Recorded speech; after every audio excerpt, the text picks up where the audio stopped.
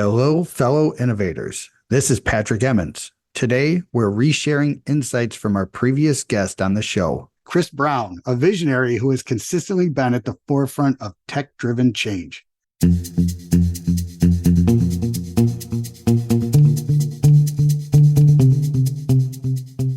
Hello, fellow innovators. This is Patrick Emmons. And this is Shelley Nelson.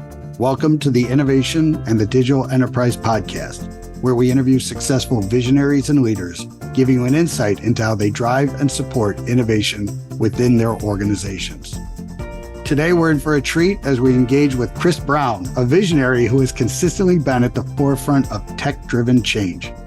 Currently serving as the Chief Product Officer at Relativity, Chris oversees the evolution of pioneering e-discovery software, and under his leadership, Relativity has soared, securing a coveted spot on Deloitte's Technology Fast 500 and earning a reputation as one of Chicago's top workplaces. Chris's illustrious career boasts significant leadership roles. He was the Chief Product Officer of Orbitz Worldwide and later took the helm as the CEO and board member of Kapow Events, stamping his mark on the digital and events sector. He's a proud alumnus of the University of Illinois, Urbana-Champaign. Chris not only pursued a BS in computer engineering, but also showcased his tenacity on the men's volleyball court. With Relativity, Chris doesn't just guide, he crafts a visionary future. Meticulously defining product trajectories, he's instrumental in shaping product strategies, always in close collaboration with expert engineering teams. And off the tech grid, Chris channels his passion and energy into coaching his 4 children in diverse sports. So be it on the soccer field or snowy mountaintops, Chris is out there leading the charge. So join us today as we delve into the journey of a tech giant equally adept in the boardroom strategies and basketball drills. So welcome to the show, Chris. Hey, Patrick and Shelley, great to be here. I've never been introed that well. Thank you very much. That was a blessing. Well, that's why people hang out with me. My intro skills. Whenever we go out, I'm just introducing people in very loud and, fabulous ways. 10% of it is true. I really... Chris, if you don't mind, can you help our listeners understand a little bit more about your role at Relativity? Yes, I can. So I'm the Chief Product Officer here at Relativity Software. So that means I run our product management department, all of our product managers, our user experience and design folks, our documentation teams. I also look after our security team as well. And I work with our fellow engineering teams in the building. And together we effectively guide the research and development budget for this organization, which is over $100 million of investment each year that we put to work for our customers and partners around the world. So it's a product manager role on steroids, I guess. And I'm sure you've talked with a couple other CPOs at this point. It's been a great role to have here and any place where there's a lot to do. Awesome. You do have a very interesting career journey through Chicago, right? I'm a couple of years older than you are, but I know we've witnessed a couple of very similar, stages of the tech development. But it's a really interesting background going from CPO, CEO, CPO, right? Leading. You mind sharing how that happened, some of the decisions you went through? Got it. I'll say before I ended up becoming the Chief Product Officer at Orbitz, or even joining Orbitz, I am a Chicago native, but I was living in Austin, Texas at the time for a number of years. And I was looking at my next move, and I was working in the retail space at the time. And I was looking for what would be a great opportunity at that time to come back to Chicago, work in an area or an industry that was going through some kind of disruption, because a belief around targeting those areas that have that moment of disruption, if we can kind of harness that moment, can kind of help deliver some great new capabilities to the market, build value, et cetera, have fun as an innovator. And so I particularly got interested in online travel because I was a consumer of online travel. I was an very early consumer of Orbitz's services. I was probably the first user of E-Trade when they put banking online. There was all kinds of things that I was doing as a user that I was very interested in being a part of as a leader. And so when I targeted Orbitz, it was with that in mind, which was, let's be a part of an environment that is trying to respect how things used to be done, but offer in a new way on how they could be done in a new medium. In that case, the disruptive event was really the internet, and take it from there. So that was sort of what landed me at Orbitz. And I spent about 10 years there. I have this perception that the CEO is in essence the chief product officer of the business, right? Yeah. And that there's a lot of similarities in thinking strategically, creating clarity, putting roadmaps together, right? Yeah. Which I think is what great product officers can do.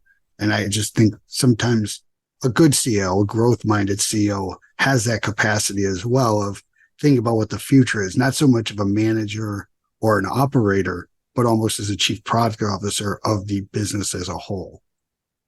Yeah, I think the roles are certainly different. Obviously, having been a CEO briefly as well, they are different. But when you are working in a company where your software, like your business is the product, the role of CEO and CPO are very much intertwined because the direction of the company is so tied to the direction of the software. That's the case in any of these technology-led disruptions. So in the case of Orbitz, the product ultimately was booking travel, but it was delivered through a tremendous amount of technology. And so the vision for the product was essential to the vision of the company. Similarly, at Kapow Events, it was an online marketplace for corporate events. And so the entire solution was delivered through software. And so as the software went, so did the business. And so we had to think about them together. And then at Relativity, as a SaaS company now, very similarly, we have to think about the business holistically through where the software can take us. I will say there's another nuance in SaaS businesses. The product is really inclusive of the product plus the go-to-market activities. Because in a SaaS world, you're hosting the whole service for customers. So all the things that maybe traditionally were other departments and maybe some things offline, some things online, from a product perspective, you have to be thinking inclusively of how do I embrace all of that activity with our software, inclusive of the starting with the product, the onboarding, if there's updates to it and things like that, and conscious of how that affects all the different departments. It's interesting. And I think the sales strategies around SaaS, it's a whole different model from a pricing standpoint, but also from like a sales engagement standpoint. It's created a whole new industry of sales resources, these type of, I know we've had sales engineers before, but it's more of like I know they call them success, whatever, right? Mm-hmm. Customer success. But there's a sales component of like demoing the product, really understanding the business needs. Does this fit that? Where it's a little bit more stepwise versus the big sales move, right? Yeah, if you think about it from the buyer perspective, when they were buying licensed software, large component of their consideration was what kind of hardware do I need in my own data center or in a closet in my office? What kind of capabilities I need to host this software? I'm now making a big one-time purchase. How should I treat it financially? When do I do maintenance to that software? Well, I only have capacity to do it once a year, right? And so it had a different financial model, a different model on the accounting, on the books, and it had a bit of a different value proposition. You kind of ran it in your own house, but you did it to the level you could do it. Whereas in the SaaS space, much of that is being done for you. And what you're really buying is a continuous stream of innovation at high availability. And you are benefiting from that. And that's one of the reasons customer success is such a thing, is because there's constantly more and more innovation coming, and helping people try that, get used to it, on board to it, et cetera, is more of a thing in the SaaS space. And since it's more full tilt service, it is at times more expensive, but you're now getting all that value and you're paying every year, whether it's an annual subscription or some kind of monthly subscription. And so all those parts of the process become very important. I don't think I've ever heard it said that way, a continuous stream of innovation. That's great. Let's pivot over to Relativity. So when you joined, they were not a SaaS product, were they? They were on their way. They probably had so they had announced a product called Relativity One, which was a very big move for the business to decide to become a SaaS company and to transform the business from being purely on-prem software provider to a SaaS business. So they were about a year into the journey, maybe 2 years into the journey, but still pretty early days, where the vast majority of the business was still on-prem back in November of 2018. And so with your background, is that part of why you got brought in? Is that what your mandate? Yes, absolutely. So Andrew, the founder, I had met while I was previously working at Kapow. In fact, we hosted a couple events for the Relativity team, and I'd met Andrew that way. And as he was looking to scale the business, when you make the decision to go after SaaS as a competitive and large market as e-discovery was worldwide and where Relativity was at. It was a big choice and a big endeavor, and it was a multi-year effort. And so he was building out and had been building out the teams, the capital, the skills to go after that in earnest. And so part of his plan was to hire a chief product officer. Part of his plan was to hire a chief technology officer. Part of his plan was to bring in other folks, a new CEO as he was going to move to the chairman position. So he had an incredible foresight to not only understand the business that they were and what they wanted to become, but also the teams and talent he'd need to build to help make that happen. And really incredible for a founder to have that kind of foresight and then be so deliberate about achieving it. That's awesome. And what do you think was some of the most important things? Obviously, Relativity has been tremendously successful and one of the crown jewels of Chicago from a tech standpoint. From your experience, so building an effective SaaS business, what are some of the key elements? Well, I joined in 2018. The business had been around for at least 10 years prior, more than 10 years prior. And they had been massively successful in two growth curves prior to SaaS. They had originally became a document review company very early in their existence, and then moved to a full suite end-to-end discovery platform, and also became very successful in that growth curve. So if you look at those as two different eras, we came into SaaS being the third one, but those first two eras, they built amazing company culture. They had massive tech talent in Chicago that they had accrued over time. They were focused in the Microsoft sort of sphere of technologies by design, because in the legal space, that made a lot of sense for the customers that we were working with. But they had incredible product-led culture. They did a lot of heroic things with technology back then. They met with their customers. They responded to their requests a lot. And so when I joined, I inherited joining a company that had such a great culture to begin with, both of building products, but also of impacting the community, having won over clients and customers in a way that you don't often see when you look at other companies. There are raving fans of Relativity. They've been working in the platform for years. There's people who have built their careers as users of Relativity, certified in all the various certifications and things like that. There are people who teach it in colleges around the United States. So I kind of say all that to say, as you look to build a great SaaS company, you couldn't have been better off than having all this past success in some of these eras. We met the mark in those areas.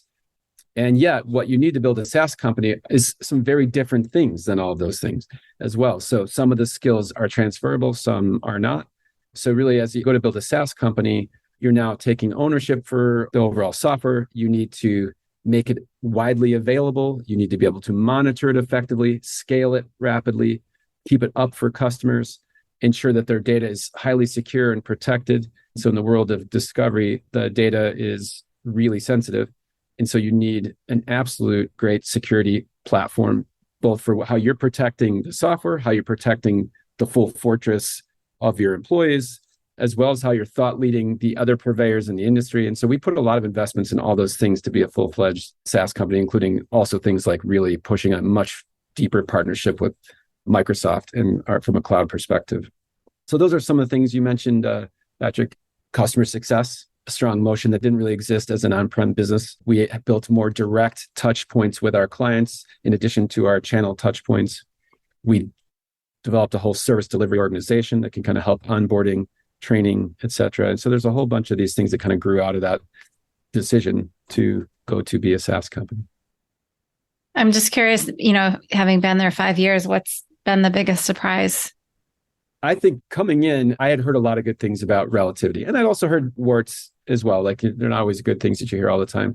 But I was blown away in the first year or two of just how great the employees are, their real commitment to the community, not just the software and the customers. So I was blown away by that, the real interest in that. And the second thing I was their actual community of customers and partners of the business. It took decades to build that level of trust and appreciation and collaboration with that community. As somebody who walks into that is a real moat, really having that many clients around the world and customers, top law firms, corporations, government entities, public sector that have real investment in Relativity. That was a surprise to me. I've never worked in an organization that had that kind of trust built over many years. I will say equally, you learn some things that are like, wow, you guys are getting away with just this piece of legacy technology here. We should probably upgrade that. There's now a lot more people in the software. So you equally have some of those things. And having come from Orbitz, which was more of built in the .com era, built originally as a multi-tenant solution in the cloud, there are some technologies that were moving differently in that type of environment because it was a different type of business. It is interesting how much Relativity really belongs at the center of the legal industry now, right?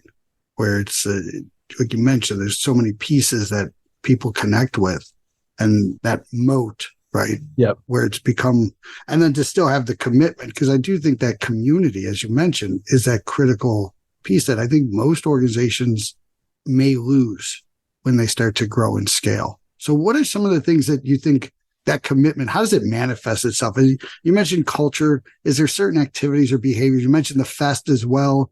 Yeah. How does it manifest? In a variety of ways, but to be more specific, we do meet with our, inclusive of the pandemic, but that created some dents in our strategy. But we're an organization who meets with our customers as often as possible and builds them, our customers and our partners, into our innovation cycles. So what I mean by that is a lot of our software that we build, we have advanced access cycles with 4 or 5 customers who are there with the design phase, the deployment phase, the first feature phase, second feature phase, MVP phase.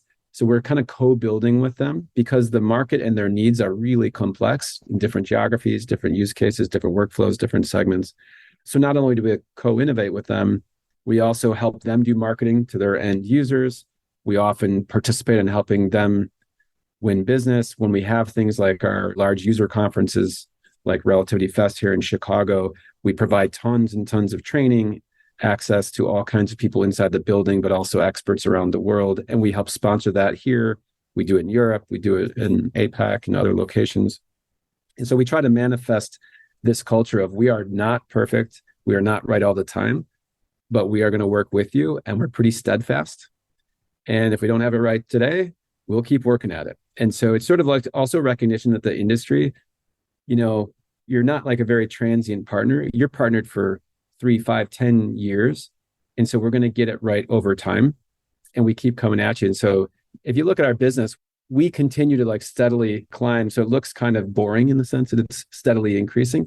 But to achieve that, it's sort of like a real frenetic focus on always doing the most important things.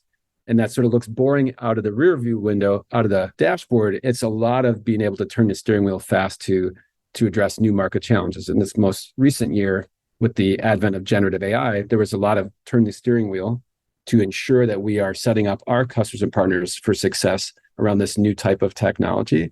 And so that's being very agile to address those new things. In the rearview mirror, that shows a partner, like a software company like Relativity, is pretty steady over multiple decades because we're willing to turn the steering wheel. How do you see things like LLMs and AI impact-wise?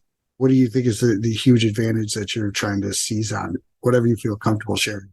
Yeah, I think you were talking, a little bit about the legal industry prior and Relativity's place in it. It's interesting that, the legal industry is one of the oldest industries in the world, right? And so many people are an important part of it. And you'd say over the hundreds and hundreds of years people have been practicing law, software has only been really important in the last 50 years. We've had law around for a long, long time. Software has only started to make a penetration in the last 50 years. And in the last 20 years, where Relativity has really grown is the advent of digital evidence. Prior to about 20 years ago, most of the evidence was, you guessed it, paper or human testimony.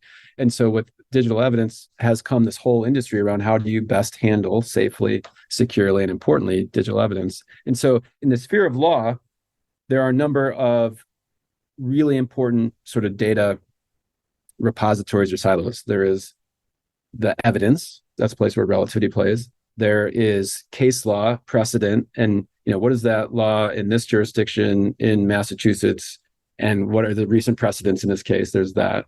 And then there's the work product from all the expert attorneys and the expert firms that have been around for decades and decades and decades.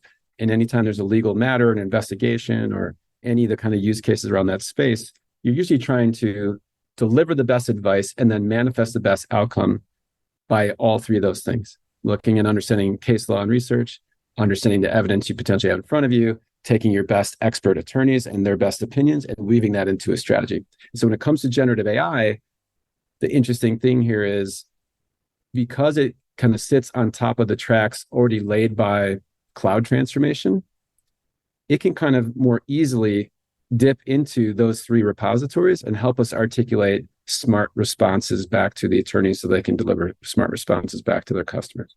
And so we view it as a disruptive moment, as many industries do, as big as some of the ones we've already heard about, like cloud transformation, advent of mobile, the advent of the internet.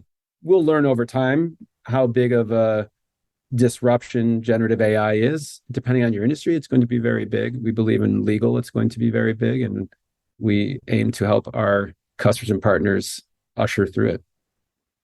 It's amazing to think about the potential impacts from positive and a negative standpoint, right? Where it's like the risks, the sensitivity of the data, where are things flowing, who owns what. Definitely. It's one thing to get somebody's marketing strategy. Yeah. But getting somebody's legal defense through this would be...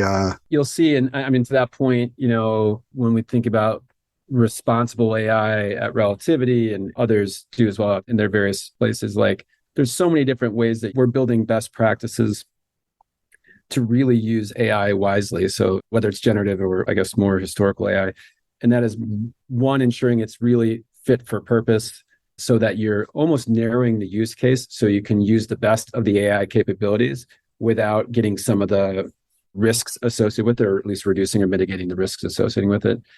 You've got to provide transparency and control to the user. So if you're using a model, large language model, AI, or something else to enrich a data set or generate some text or recommend a decision, ultimately humans got to be responsible for validating that decision. Mm-hmm. But certainly in the sphere of law, you're often dealing with things that are disputes. And so you'll get feedback about one side and the other side, but ultimately it has to go to some arbiters, humans, to decide ultimately what the outcomes will be. And so just thinking about through how our AI can lay into that and also be very focused on privacy of data, the security of the data, and all those other things that can kind of help bring it to market. So we've done a number of different things depending on the actual use case to help make it more useful to bring AI into the equation, but also put humans more in control of it.